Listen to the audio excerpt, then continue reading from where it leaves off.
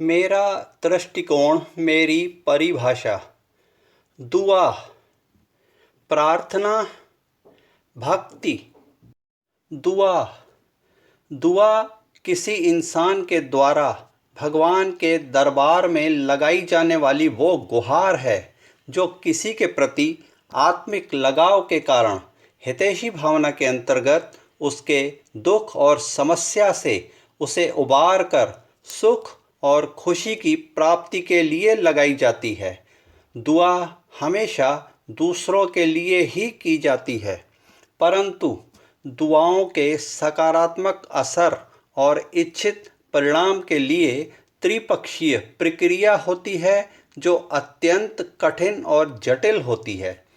किसी की दुआ मात्र से परिणाम हासिल हो जाना इतना सरल नहीं है जितनी सरलता से दुआ की जाती है, बल्कि तीन पक्ष जब समान रूप से एक दूसरे के प्रति श्रद्धावान होते हैं तब ही तीनों पक्ष का संयोजन इच्छित फल की प्राप्ति करवाता है, जिसमें पहला पक्ष दुआ करने वाला होता है जिसका अपना अंतर्मन सर्वप्रथम पाक साफ होना आवश्यक है।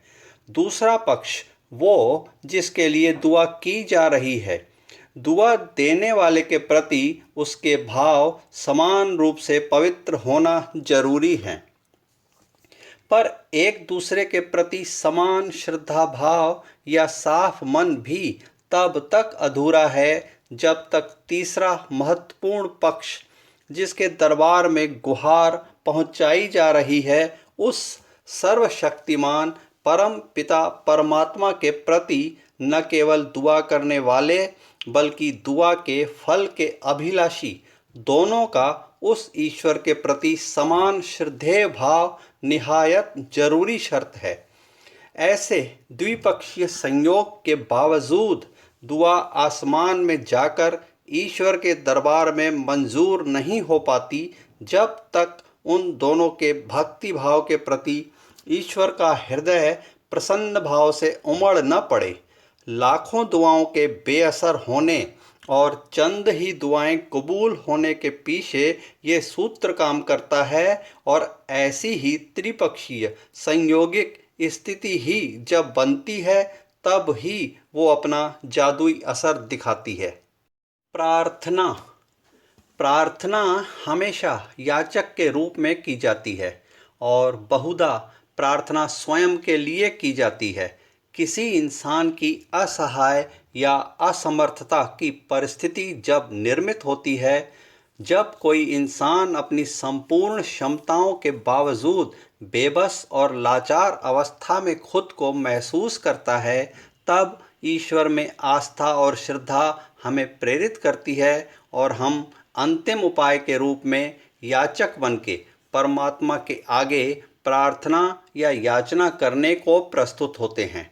गिड़गिड़ाते हुए हम दर्द और वेदना के स्वर में ईश्वर के आगे मांगने की मुद्रा में पेश होते हैं।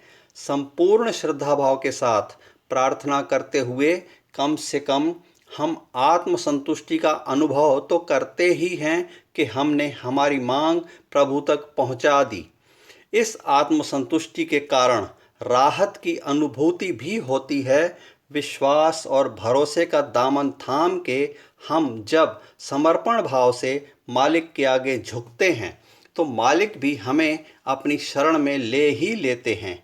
ऐसा आभास लिए तब हम एक बच्चे की तरह प्रभु की गोद में बैठे अपने दुख और समस्या से मुक्ति पा जाते हैं।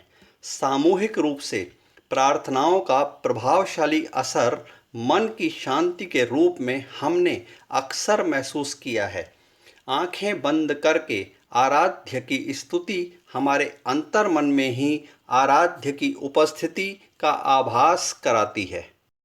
भक्ति आसपास चारों ओर पवित्र सा वातावरण हो और हृदय निर्मल भाव से आराध्य की आराधना के लिए भक्ति भाव से भरपूर हो, तब जो स्थिति निर्मित होती है वहाँ अदृश्य देवताओं का वास हो जाता है जो प्रतिनिधि के रूप में भक्ति में लीन जीवात्मा के भाव परमात्मा तक पहुंचाने के लिए दूत का काम करते हैं। भक्ति साधना में डूब के अंतर ध्यान की स्थिति तक पहुंचा भक्त निराकार को साकार रूप में अपनी अंतर्दृष्टि के सामने मौजूद होने की परम सिद्धि के अनुभव के साथ प्रभु के साक्षात्कार के द्वारा प्रभु में एकाकार हो जाता है।